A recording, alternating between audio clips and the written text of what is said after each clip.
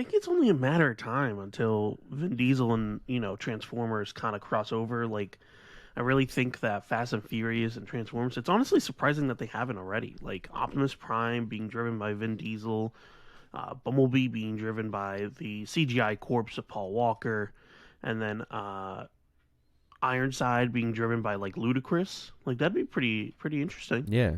What do you think? I think that's kind of going to be the post-credit scene of this Fast 10. Autobots are just going to roll up and just eat the cast of Fast and Furious and be like, drive now. Yeah, you know what they say. You made a mistake when you didn't take my car.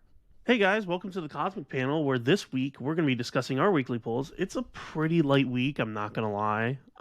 So we kind of had to scrounge a little bit at the bottom of the barrel, not going to lie. But yeah, anyway, let's go. What's your first pick, Elias? My first pick is Captain America: Symbol of Truth, number 13. It has been a minute since we checked in on this event. This is going to be Cold War Part 4. For me, it's been dragging a little bit, but that's just kind of, for me, that's kind of my pace. But I'm hoping that it'll pick up a little bit now. There's a few more parts left, but it's, coming to a close pretty quickly, which is good. It's not overstaying its welcome. But, yeah, I don't know. Do you have any hopes for this book or this event? I kind of do hope that it picks up. Last issue was good, but I will say the first two issues, first two parts were pretty weak. I feel like they set up interesting things and then they kind of just dragged out. Last part was really interesting because it dealt with more Natasha and Bucky, which I think is a way more interesting dynamic, at least in this part of the story, than Sam and Steve. But the fact that that's more interesting than Sam and Steve is a problem. Like, they should be just as interesting. So I want to see what happens with this next part, and hopefully we get more movement along the plot. Yeah, I thought the Natasha and Bucky stuff was good, but it was honestly over too fast. Like, I thought it was sort of... Yeah. It came and gone. I kind of wanted them to fight for like a couple pages. Yeah, like something like that. It was just like... Or like have a full combo. Way too fast. Yeah, no, definitely agree. Next up for me is Power Girl Special number 1. So I've been following the Power Girl side stories in Action Comics. They're pretty decent. But the reason why I want to read this, the main reason, is because Johnny fucking Sorrow is back, and I love that character. He is one of the coolest villains and villain designs that I love from the original Justice Society like comics, and he's just wild. Like, do you know anything about Johnny Sorrow? The name sounds familiar. Let me see. So basically, he's this man that's just a floating mask inside a red suit. Oh yeah. But his thing is that he got thrown into this like Cthulhu-esque dimension by like the Justice Society, and because of that, when he came out, if anyone looked at his face, they just immediately died. So, but like because his face is basically like the personification of Cthulhu and like that dimension, and like your brain just can't process it. So if you look at it, you just basically implode. So he's one of the coolest characters, and he has a sick design, and I always love whenever he's in the books. And it's been a while since he's been in any books. So last thing I remember was Suicide Squad versus Justice League, which was all the way back in 2017. So cool. It's been a while. Next up for me is Deadpool number 7. This has been a very fun book. The blossoming romance between him and Valentine has been cute, and this has been a lot of fun. Basically, they're now going to have to fight the entire high table, and there's a lot of skilled killers on this cast. That a lot of them are new characters. Like, I don't think we've seen them ever before. and it's Yeah. going to be interesting to see their power sets. We found out Drop has like some sort of gravity power set, which is pretty cool. But yeah, it's been a very fun series. There's a will, there's a way. Deadpool will find a way to murder the Yep. person. Uh, but it's definitely going to be how much damage does he take before he stabs you with his Right. swords. Also, the Carnage dog is still an interesting uh, thing for Deadpool to have. Yeah, I think if it's on his side, it's gonna be a fun addition. I don't think they necessarily need to make this another actual Carnage. Like, I'm cool with this just being like Deadpool's sidekick dog. Like, I think that's a fun thing for him to have. Also, I don't know if you read, I forgot which story it was, but they recently showed Deadpool's daughter again, Yeah. just briefly. What the fuck was I that? forgot what it was. Uh, And they threatened Trying him to with remember. Sentinels. You talking about that? Yeah, yeah. Yeah. I don't know So what the they fuck recently showed that off was. his daughter again, which was like the first time in years that we've Yeah. seen her. And they were like, Uh, surrender your daughter. Or, Surrender your daughter because she's a yeah. mutant. So What the fuck book was that? interesting, very It's very gonna drive me interesting. nuts now. What the hell was that? It was just at the end of some random book. My next poll is Suicide Squad Kill Arkham Asylum. This is going to be in the same Arkham universe as the video games, and basically going to be following the Suicide Squad before their video game debut. Um, I'm just interested to see the characterization of these characters. The Arkham universe is a very, very interesting universe, especially after the death of Batman, or quote unquote the death of Batman. Um, So, without giving up too much, because Elias will eventually play Arkham at some point in his life, um, I'm interested to see what will occur with these characters and who they're going to kill at Arkham Asylum, because there's certain characters that are already dead. Yeah, this looks like it's gonna be a lot of fun. I'm always down for a Suicide Squad Limited, and the game looks amazing. So this is pretty exciting. Yeah. What's next for you? Next up for me is Spider-Man 2099 Dark Genesis number 5, the final installation in the Dark Genesis storyline. This has been really fun. Surprisingly, a really fun book. For a weekly book, they must have prepared because it was consistent. Justin Mason on every issue, no sub artists, no anything like that. He killed every page. I thought it was really great art wise, and yeah, Yeah. just a lot of fun introducing new 2099 characters like Blade, and obviously Carnage, and also I really like to see Pumpkin. Is it Pumpkin Jack? What is his name? I forgot. It's something. Oh, Halloween Jack. Halloween Jack. Halloween Really great Jack, to see yeah. him back. He's like a really obscure 2099 character. So that was a Yeah, nice. never heard of him before this. Yeah, that was a nice callback. Oh, and also Flipside. That was a great callback too. I like that Flipside had The all new, all different 2099's costume. other alternate costume. Yeah. That was yeah, it was interesting. But yeah, no. Where did we end off with the last issue? I'm Last like issue, blanking. Carnage was escaping the ghost room, and Daredevil was on his tail. He was tracking him. Yeah. So yeah, no, I'm really excited. This has been a great book. I honestly, it makes me want more weekly books. Yeah, well, I mean when they're this This, consistent, usually weekly books are a mess, but they clearly prepared this in advance and they made sure that it was good to go. Because yeah, it was really nice. I mean, honestly, having like some of these short stories just be a weekly book would honestly be would help immensely with like one getting these stories out in a quick enough pace, but also giving you more time to do other stories. So I don't know. I personally think like maybe Marvel should focus on doing weekly books for these like miniseries, For like miniseries, it's Daredevil and good. Yeah, Echo, and like Daredevil and Echo, or like the Storm book, like all these like little miniseries that don't really take in the main timeline. yeah. They chose this month because it had 5 weeks, which is helpful for the 5 issue format. They usually don't go smaller than that unless it's like something that's a huge book every time, like Fall Sunrise was. But obviously that takes a lot of time to get out Yeah, because of the art. So, but yeah, it's been a very fun series for sure. What's next up for you? Next up for me is Icon versus Hardware. So I didn't really like the first issue, but the second issue actually legitimately fixed kind of everything that I had a gripe with. Um, so I was very surprised because I was not expecting to. I was kind of reading the second issue because I read the first issue. It wasn't because I enjoyed it. Right.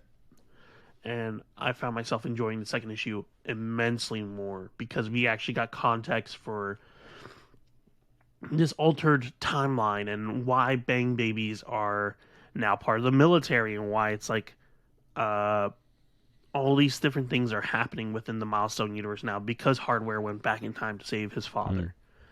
Um, but another cool thing is that it ended with the reveal that Vandal Savage is a character within this Milestone Oh, universe, cool. which is very interesting because he's not a. This isn't a DC universe Yeah. like this. They made a point that there's no Superman, there's no Batman, none of that. So for any of the characters to cross over is very interesting. Yeah. Um, so I'm excited to see where Vandal Savage is and how Hardware is going to fix this because Icon and Hardware are not really doing well as friends right now.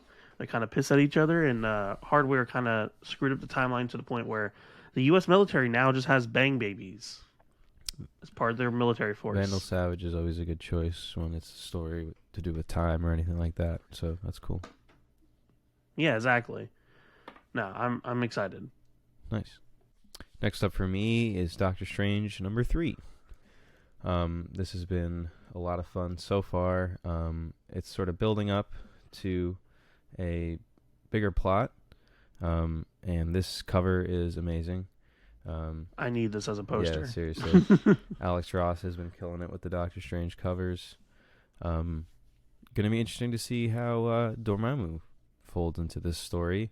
Right now, we sort of have a mystery on our hands, seeing who is killing these overlords of the different dimensions that are sort of known to be Doctor Strange's enemies.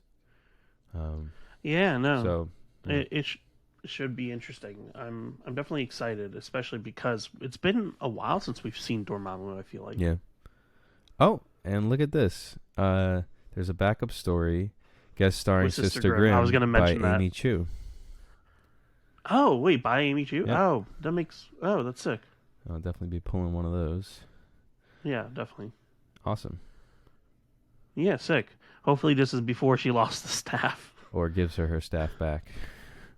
Yeah, something along those lines. Just give her staff back, bro. It was a cool thing, like having a limited ability that could only be used once, Yeah. but had unlimited potential. Yeah. Um, Anyway, the Spider-Verse oh, variants have been sick also, I would like to mention. ooh, I've really been wait, digging let me them. look. Okay, that's actually sick. Yeah, I like Yeah. that. Next up for me is Alien #2. This Alien #1 was really good. A great start. Philip Kennedy Johnson just, or no, sorry, Declan Shalvey killing Oh, it. Declan's writing it. Um, Okay. yeah. The art is surprisingly good. It's more toned back than the realistic art that we've kind of grown accustomed to, but I kind of like it. Like the cover art is basically the style of the art in Okay. general. Um, but it is very interesting because it's about this family that works as scientists. They've been on this space colony for a while, and they found frozen in a block of ice The eggs. not a xenomorph, an egg. And basically now, as they do, the company is coming in to be like, "Hey, that's ours." Wayland Yutani. Wayland. Wayland Yutani. I Yeah. just remembered. So yeah, Wayland Yutani. So basically, they bought the company that these people were working for just to get access to this egg, which is crazy because it's like, yeah, we just spent like $5 billion just to get access to this one egg. Give it. Mm-hmm. And so the girl's running off with it, but of course she put it in her backpack, and it's starting to melt. And also, because of that, the xenomorphs that are fully hatched and alive within the ice are now starting to wake up a tad, which is terrifying. So yeah, very Cool. fun. Yeah, sounds like it's a cool another alien story. Yeah, They've you been might like it, honestly. yeah, they've been rebooting them a lot, but they seem to be all interesting in their own way. So Well, it's cool. apparently it's just following each story is just like its own short arc. I guess is the Yeah, best way to put it. right. So because everything else in the previous books are still canon, they say that Mm. in the thing, and then like It's all in within the same the universe. yeah, and they also mentioned some of it. Like they mentioned like the space station where like all of them died, Okay. like from the annual. Like they Yeah. mentioned that. So, Cool. Good. what's your final pick? My final pick for this week, the most exciting pull for me is Punisher number 12. Um, this is the conclusion of Jason Aaron's Punisher run. It's come so fast. I am more than excited to read this book. Issue 11 was amazing, Yeah, and this is really an amazing take on Punisher. Um, it's, I think, the top in Punisher stories where they alter his person to a higher level of power. There was the War Machine era, there was the Frankencastle era, but this is kind of the best, version of those things where he's able to go on a global scale and, you know, uh, act as a justice system for, the world's bad people. So yeah, this series has been amazing, and end of issue 11, Maria just shot him, so yeah, I'm really really curious as to how this is gonna wrap everything up. yeah. And the High Priestess is still around. I'm pretty sure she's probably conniving and scheming, and we know that he's going to stay with them at least until the end of Chip Zdarsky's whole like hand arc or saga, which should be also ending soon. So um, I'm definitely interested to see what happens. Also, I did want to point out, look at the goofy ass fucking Spider Verse cover. I know, I was gonna say It it's looks really so funny. dumb. But yeah, no, this main cover though looks amazing. I loved seeing him interact with all the Avengers.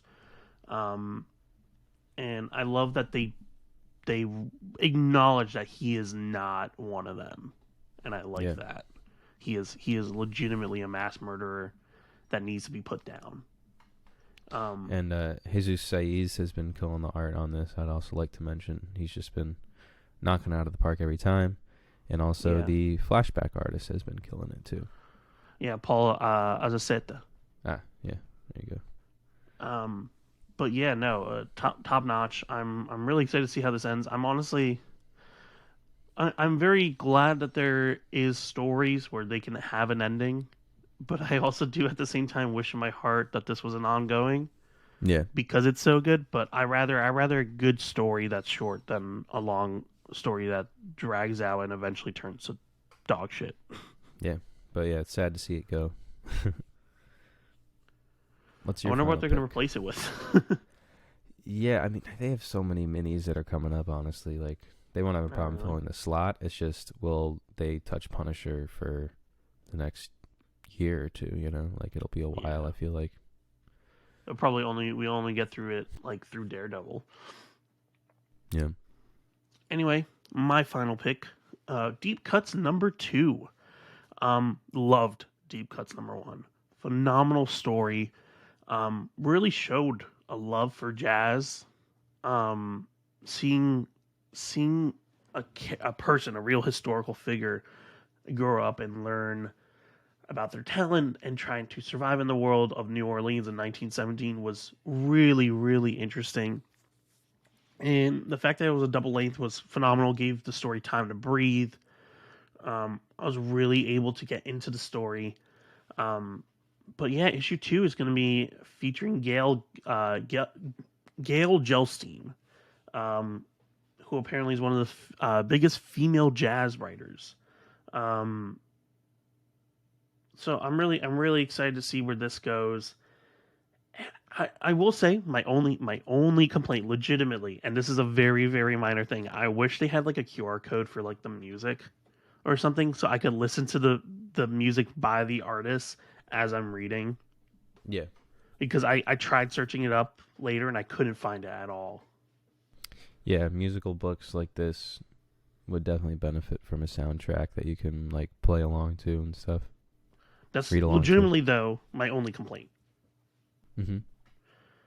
What do you think of the first issue? I'm just curious. Yeah, I thought it was very good. I thought it was very well done. The art was perfect for this kind of story, and yeah, it was just a very genuine story about a kid trying to make it in the world of jazz, and but not betraying his morals, which was cool.